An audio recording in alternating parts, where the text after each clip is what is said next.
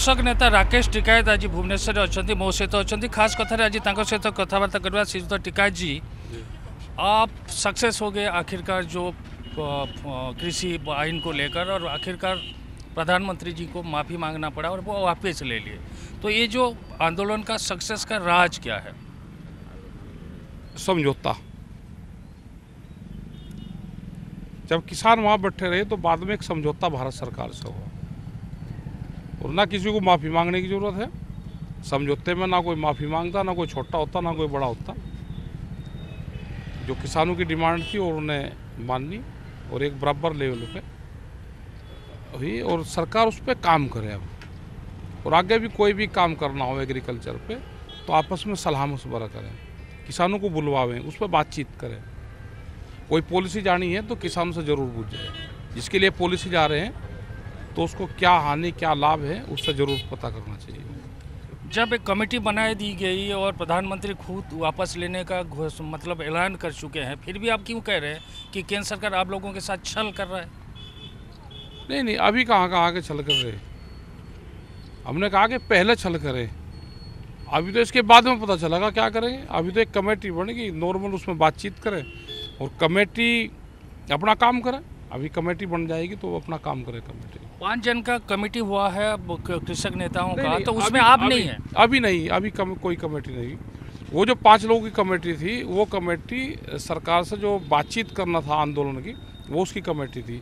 अभी कोई कमेटी बनेगी तो नई कमेटी बनेगी। अच्छा, इस देश में ऐसा क्या हो गया है कि कभी अन्ना हजारे को, कभी राकेश जी टिकायत को पैदा होना पड़ता है?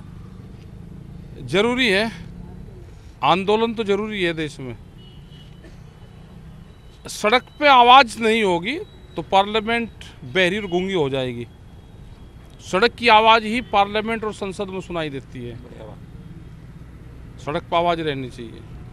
अभी कुछ ही देर पहले मैं आपका एक बयान सुन रहा था जिसमें आप कहे कि ये आंदोलन नहीं था, ये ट्रेनिंग था। ऐसा क्यों? ट्रेनिंग तो ट्रेनिंग ही तो है। 13 महीने के कोई आंदोलन होते हैं? आंदोलन तो 1-2 दिन के होते हैं। 13 महीने की तो ट्रेनिंग होती है। तो आगे का क्या प्लानिंग है? आगे जैसा सरकार चाहेगी, जैसा जनता चाहेगी, आगे का प्लान बन जाएगा। अब तो ट्रेनिंग होगी पूरे देश में, अब कोई दिक्कत है ही नहीं।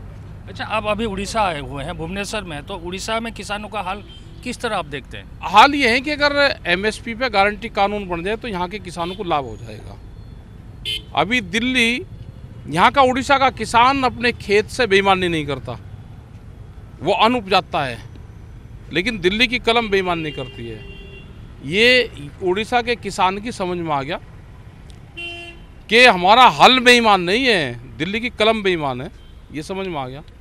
अच्छा, जब हम देख रहे थे 13 महीना का जो आंदोलन था, किसान आंदोलन आप लोगों का, वो नॉर्थ इंडिया सेंट्रिक, ऐसा लग रहा था कि नॉर्थ इंडिया सेंट्रिक है। उसमें ना साउथ से ना उड़ीसा से, मतलब 1-2 होंगे, ज़्यादातर लोगों का पार्टिसिपेशन नहीं था।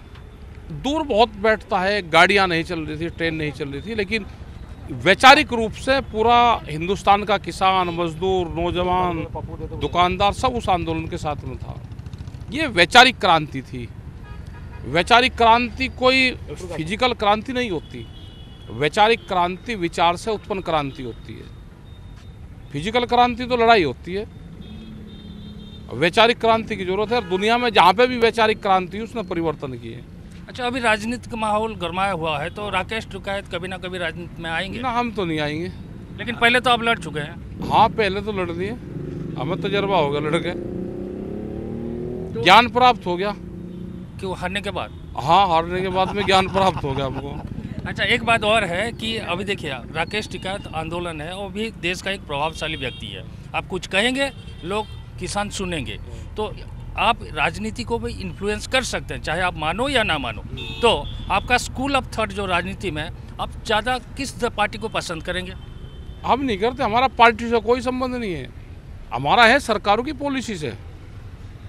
सरकार की पॉलिसी ठीक रहेगी वही है, हमारा पार्टी से कोई संबंध नहीं है। जब यूपी चुनाव के लिए, आप थोड़ी देर पहले आपका बयान सुना मैंने, जब कोड ऑफ कंडक्ट लागू हो जाएगा तब अपना पत्ता खोलेंगे, क्या रहेगा वो पत्ता? बताएंगे, क्या पता क्या रहेगा, इतने दिन पहले नहीं बताया करते, बताएंगे जब टाइम आओगा।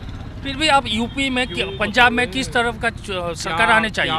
क्या बताओगे, टाइम आओगा तो बताएंगे। नहीं, मेरा आखिरी सवाल है आपको, जो किस तरह का सरकार आना चाहिए यूपी और पंजाब? ठीक रहे, काम करे किसानों के, आखिर में क्या वार्ता, क्या मैसेज देना चाहेंगे आप उड़ीसा के किसानों को? मैसेज ये देना चाह रहे हैं कि किसान ईमानदार है, मजदूर देश का ईमानदार है, वो देश के साथ में बेईमानी नहीं करता, अपने कारोबार के साथ में बेईमानी नहीं करता।